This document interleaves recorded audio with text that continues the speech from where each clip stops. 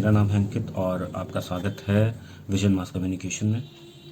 आज का जो हमारा लेक्चर है, लेक्चर नहीं एक संवाद कह लें, जो है थ्योरीज पे। यानी थ्योरीज होती क्या है, थ्योरीज की ज़रूरत क्या है, हमें मास कम्युनिकेशन थ्योरीज क्यों ज़रूरी हैं पढ़ना। और दूसरा हम बात करेंगे कि फिजिकल साइंसेस और सोशल साइंसेस में डिफरेंस क्या है, सोशल साइंसेस डेवलप कैसे हुई, और हम 4 डिफरेंट पैराडाइम्स की भी बात करेंगे जो सोशल साइंसेस में हम इस्तेमाल करते हैं, different different paradigms of theories. इस वीडियो को स्किप मत करना, आगे मत निकालना, पूरा देखना, क्योंकि इस वीडियो का एक एक वर्ड आपको नेट जेआरएफ के और पास ले जाएगा। तो चलिए शुरू करते हैं कि थ्योरी होती क्या है। तो सबसे पहले तो आप ये ध्यान रखें कि जब भी हम कोई भी चीज़ है जो हमारे यूनिवर्स में, यूनिवर्स यानी जितना जो भी हम जानते हैं समझते हैं, वट एवर वी नो, वो हमारा यूनिवर्स होता है। ठीक है, अब उस यूनिवर्स में जो भी इवेंट है वो हो रहा है, तो वो क्यों हो रहा है, उसकी अकरेंस क्यों है, उसके बारे में हम, वो कैसे हो रहा है, कोई भी इवेंट है, any event what ever it is, ठीक है, वो दो परिवारों का बिछड़ना हो सकता है, या फिर दो एटम्स का जुड़ना हो सकता है, एनर्जी का ट्रांसफ़र हो सकता है, किसी एक देश की दूसरे देश से लड़ाई हो सकती है। जो भी इवेंट हो रहे हैं हमारे सोशल या फिजिकल वर्ल्ड में, जब हम उनको समझने के लिए जब उनको समझने के लिए कुछ नियम देते हैं या कुछ उनकी स्टडीज़ करके कुछ निष्कर्ष पे पहुंचते हैं, उसे थ्योरी कहते हैं। ठीक है, जब हम वाई, वेट, व्हाट, व्हेन, इन सब चीज़ों का आंसर ढूंढने की कोशिश करते हैं, तो वो जो आंसर हमें पता लगता है उसको थ्योरी कहा जाता है। ठीक है, तो थ्योरी हमें समझ आ गया कि भाई थ्योरी होती क्या है। और थ्योरी देखो, अब थ्योरी ये नहीं है कि रात को मैं सोया, रात में मैंने सपना देखा और सुबह मैंने उठ कर बोला कि E is equal to MC²। शायद आइंस्टीन को इस तरह तो नहीं आया होगा सपना, न्यूटन के सर पे एप्पल गिरा था, लेकिन उसके बाद उसने मैथमेटिकल अप्रोच ही लगाई ना, उसके मन में तो नहीं कह दिया कि कोई एक ऐसी चीज़ है जो खींचती है। अब उसको डिफाइन करना पड़ा। ऐसे ही किसी ने कह दिया कि भाई ऐसा होता है, तो उसको नहीं माना जाता है, वो थ्योरी नहीं है। जब तक उसके पीछे आप कोई रीजन ना दो, साइंटिफिक रीजनिंग ना हो, जब तक किसी चीज़ के पीछे, वो थ्योरी नहीं बनती है। ठीक है, तो साइंटिफिक रीजनिंग बहुत ज़रूरी है किसी भी थ्योरी के लिए। तो आइंस्टीन ने भी मैथमेटिकल अप्रोच लगाई होगी, उसने एक्सपेरिमेंट्स किए होंगे, तब उसने ये E is equal to MC² दिया। ठीक है, जब भी हम बात करते हैं सोशल साइंसेज में भी कि दो देश, यानी पॉलिटिकल साइंस की अब बात करते हैं, तो दो देश क्यों लड़े, उसके पीछे कुछ ना कुछ रीजंस रहते हैं, वो यूनिवर्सल होते हैं। जैसे कई बार होता है कि वो ज़मीन की लड़ाई होती है, कई बार सिर्फ पावर की लड़ाई होती है, कई बार ट्रेड वॉर्स भी होते हैं। तो जो भी हो, हर लड़ाई के पीछे एक थियोरिस्ट ने अपने अपने नियम या एक कुछ समझने की कोशिश की है, उनको ये सब थ्योरीज कह सकते हैं इनको। अब थ्योरीज क्यों ज़रूरी है, देखो सिंपल सी बात है, हमारे आसपास की दुनिया को समझने के लिए हमें कुछ नियमों की आवश्यकता होती है। तो दोज रूल्स और set of combinations of conditions we call and in certain conditions how human behavior changes or how a matter changes, we call it the theory.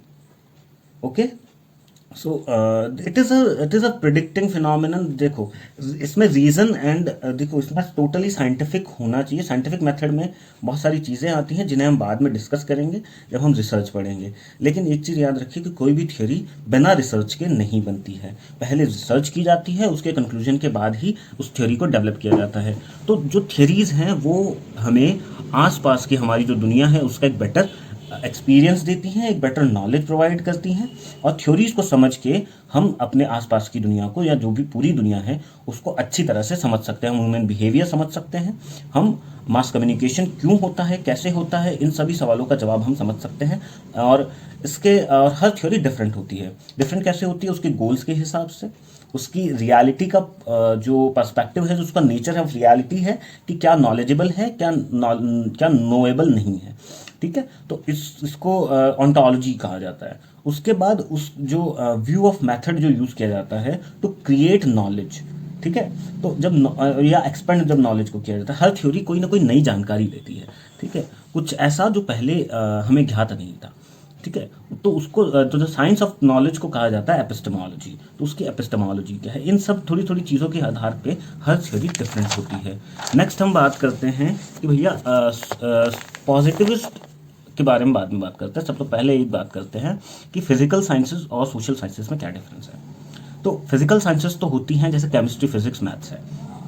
आप there is particular rule of set of rules आप उनको follow करते हैं and reach to a certain knowledge point और a very certain answer. So हम बात कर रहे हैं कि फिजिकल और सोशल साइंसेज में क्या डिफरेंस है। तो फिजिकल साइंसेज जो हैं जैसे फिजिक्स केमिस्ट्री मैथ्स हैं जो बिलीव करती हैं पॉजिटिविस्ट आइडिया में।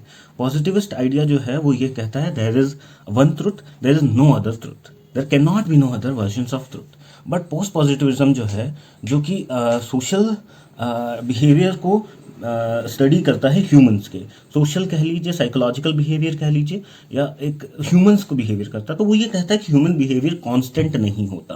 कांस्टेंट समझ रहे हैं? जैसे साइंस कहती है कि there is carbon, it will react all the time this way when it will in the presence of mercury.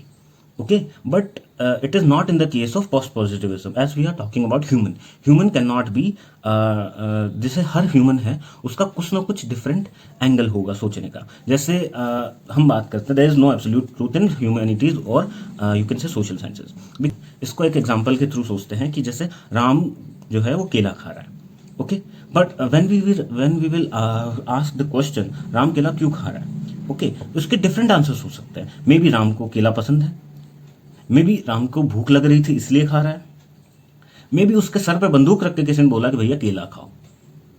So there can be a lots of different answers to a question, okay, there is और every when the situation changes the answer changes, okay, because it is human science and human science में human का behaviour constant नहीं हो सकता। It changes through different sets of time and particular situations. तो जब जब change होता है तो हम जब देखो जब पॉजिटिविज्म की बात थी तो हम फिजिकल साइंसेस की तरफ, फिजिकल वर्ल्ड पे बहुत ज़्यादा काम कर रहे थे। हम एटम्स पे काम कर रहे थे, हम एस्ट्रोनॉमी पे काम कर रहे थे, हम बहुत ज़्यादा डेवलपमेंट किया, हमने इंडस्ट्रियलाइजेशन आया। लेकिन जब बाद में एक साइंस डेवलप हुई जिसको बोला गया सोशल साइंस, सोशल साइंस को मतलब ह्यूमैनिटीज़ को इतना ज़्यादा वैल्यू नहीं दिया जाता था 17th 18th 19th सेंचुरी में। लेकिन 20th सेंचुरी में क्या हुआ कि मतलब 19th सेंचुरी के एंड में और 20th सेंचुरी में एक अलग एक क्लास बनी जो ह्यूमंस को, ह्यूमन बिहेवियर को ऑब्जर्व करती थी और साइंटिफिक वे में। देखो फिजिकल साइंस थी तो सोशल भी साइंस होनी चाहिए। सोशल साइंस कैसे होगी? हमने भी फिजिकल साइंसेस के जो सेट ऑफ रूल्स थे, जो ये कह सकते हैं कि साइंटिफिक मेथड्स थे, वो अप्लाई किए। हमने एम्पायरिकल स्टडीज की, हमने ह्यूमन बिहेवियर को समझने के लिए हमने ऑब्जर्वेशन, जो भी साइंटिफिक रूल के मेथड्स थे, ऑब्जर्वेशन, एक कॉज एंड इफेक्ट जो रूल है, कॉज एंड इफेक्ट रूल, वो समझने की कोशिश की। उसके अलावा हमने डिफरेंट ट्रायल किए। तो लगभग 100 साल लगे हमें एक पोस्ट पॉजिटिविस्ट सोसाइटी बनाने में। तो पोस्ट पॉजिटिविस्ट थ्योरी ये कहती है कि there is no absolute truth because it is human and human social sciences can be change all the way. तो इस तरह से पोस्ट पॉजिटिविज्म का का विकास हुआ और हमें सोशल साइंसेज मिली। अब सोशल साइंसेज में क्या क्या, बहुत सारे सब्जेक्ट्स आते हैं यार। ह्यूमैनिटीज़ हैं, मतलब लैंग्वेजेस हैं, उसके अलावा आपके मास कम्युनिकेशन है, सोशियोलॉजी है, हिस्ट्री भी है कुछ हद तक, उस और पॉलिटिकल साइंसेज है, इंटरनेशनल रिलेशंस हैं। हम बहुत सारी चीज़ें जो भी ह्यूमन को, साइकोलॉजी है, तो जो भी चीज़ें ह्यूमन को अफेक्ट करती हैं, ह्यूमन सोसाइटी को बहुत ज़्यादा अफेक्ट करती हैं, वो सोशल साइंसेज होती हैं। तो हमने अभी तक सीखा कि थ्योरीज क्या होती हैं, थ्योरीज क्यों ज़रूरी है पढ़ना।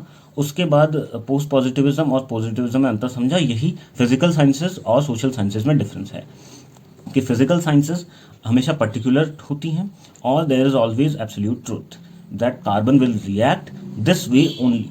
बट पोस्ट पॉजिटिविस्ट सोसाइटी या पोस्ट पॉजिटिविस्ट पैराडाइम जो है सोशल साइंसेज का, वो भी साइंटिफिक मेथड से यूज़ करता है एंड दैट सेज कि there may be different versions of truth, okay. So हम इसके बाद आती हैं कुछ कल्चरल थ्योरी, बात करती है व्हाट एंड हाउ की, ओके। तो ये प्रिडिक्ट और एक्सप्लेन करने के लिए नहीं होती, ये होती हैं हम अपने सोशल वर्ल्ड को बेहतर तरीके से समझ सकें। कल्चरल स्टडीज़ में बहुत सारी चीज़ें आती हैं, जैसे लिंग्विस्टिक्स हो गई, कल्चर किस तरह डेवलप होता है, हम एक दूसरे से किस तरह संवाद करते हैं, मास कम्युनिकेशन कैसे होता है। इसमें बहुत सारी जो है वो कल्चर की थ्योरीज आती है। हम फिल्म क्यों देखते हैं, कल्चर है। हम ऐसे कपड़े क्यों पहनते हैं, ये कल्चर है। ये इन सब सवालों का जवाब जो है वो कल्चरल थ्योरीज देती हैं। और एक मिक्स्ड कल्चर डेवलप कैसे होता है, कैसे हम संवाद, क्योंकि देखो कम्युनिकेशन कल्चर का ही पार्ट है। तो देखो जापान में जब ऐसे झुक के नमस्ते करते हैं, वो जो जूडो खेलते हैं, इंडिया में हम हाथ जोड़ के नमस्ते करते हैं, इंग्लैंड में आप हाथ मिलाते हैं। तो ये जो है ये प्रैक्टिसेस हैं कल्चर की। Different different type of communication हम इस्तेमाल करते हैं। कल्चर से ही लैंग्वेज डेवलप होती है, कल्चर से ही बहुत सारी चीज़ें जो है हम सीखते हैं। तो कल्चर की स्टडीज़ कम्युनिकेशन के लिए बहुत इंपॉर्टेंट है। उसके बाद आती है कुछ क्रिटिकल थ्योरीज। क्रिटिकल थ्योरीज जो हैं वो मोस्टली पॉलिटिकल या सोशल इम्पैक्ट को ज़्यादा दर्शाती हैं। क्रिटिकल थ्योरीज जो हैं वो ये जानना चाहती हैं कि नॉलेज जो है उनका एम है इस नॉलेज गेन करना बेसिकली सोशल वर्ल्ड की, ताकि वो उसको बदल सके। समझ रहे हैं आप मेरी बात? हम क्रिटिकल थ्योरीज में अपने आसपास के सोशल वर्ल्ड को समझते हैं क्योंकि ताकि हम उसको चेंज कर सके, बदलाव ला सकें। जैसे मार्क्सिस्ट थ्योरी है, ये क्रिटिकल थ्योरीज में आती हैं। उसके अलावा और भी बहुत सारे, जैसे सोसाइटी को चेंज करने के लिए किस किस तरह से चेंज होती है, सोसाइटी डेवलप कैसे होती है, बदलती कैसे है, चेंज एजेंट्स क्या है। अपने मास्टर्स में या कभी भी आपने पढ़ा होगा जो थ्योरी है एक, जैसे आप मान लीजिए वन स्टेप फ्लो थ्योरी है, जिसको बुलेट थ्योरी कहते हैं। ये एक इफेक्ट मैकेनिज्म है जो ये बताता है कि भैया कोई इन्फॉर्मेशन है वो किस तरह से ह्यूमन को अफेक्ट करती है एक मास लेवल पे। ठीक है, तो जब इस थ्योरी को हम यूज़ करते हैं और मास मीडिया का इस्तेमाल करते हैं और हम मतलब जो पॉलिटिशियंस है वो इसका पॉलिटिकल गेन के लिए यूज़ करते हैं, ठीक है, then those are critical theories. जैसे हेबरमास कहता है कि जो कल्चर है वो डेवलप किया जा सकता है, कल्चर बनाया जा सकता है, कल्चर की पूरी इंडस्ट्री लगी हुई है। तो इस तरह की थ्योरीज को हम क्रिटिकल थ्योरीज कहते हैं। जब हम सोशल चेंजेस लाने की बात करते हैं कि सोसाइटी में चेंज कैसे आता है, ये है क्रिटिकल थ्योरी। ओके, नेक्स्ट आती है नॉर्मेटिव थ्योरीज। तो नॉर्मेटिव थ्योरीज जो हैं ये डिफरेंट टाइप ऑफ थ्योरीज हैं। ये बताती है कि कोई सोशल इंस्टीट्यूशन है और मीडिया इंस्टीट्यूशंस है वो किस तरह से काम करते हैं।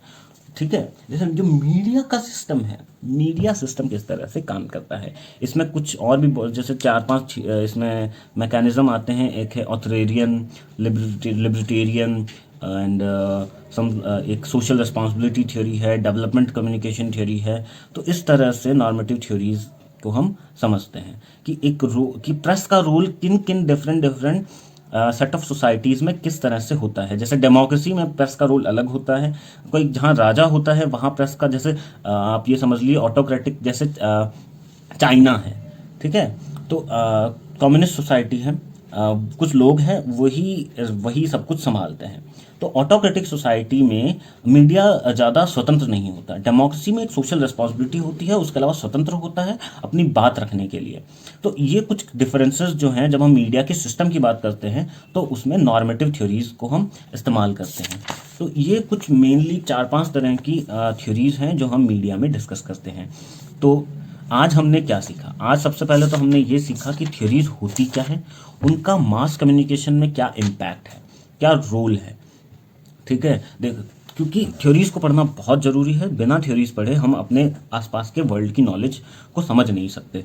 सेकंड, हमने बात की कि पोस्ट पॉजिटिविज्म यानी सोशल साइंसेस किस तरह से डेवलप हुई, और फिजिकल साइंसेस और सोशल साइंसेस में डिफरेंस हमने समझा। दोनों साइंटिफिक तरीके से ही इस्तेमाल की जाती हैं, दोनों का साइंटिफिक तरीका है, लेकिन सोशल साइंसेस के लिए जब हम साइंटिफिक तरीका अपनाते हैं तो उसमें हमको काफ़ी टाइम लगा है, क्योंकि पहले की दुनिया सिर्फ साइंसेस थी, बाद में पोस्ट पॉजिटिव पैराडाइम आया।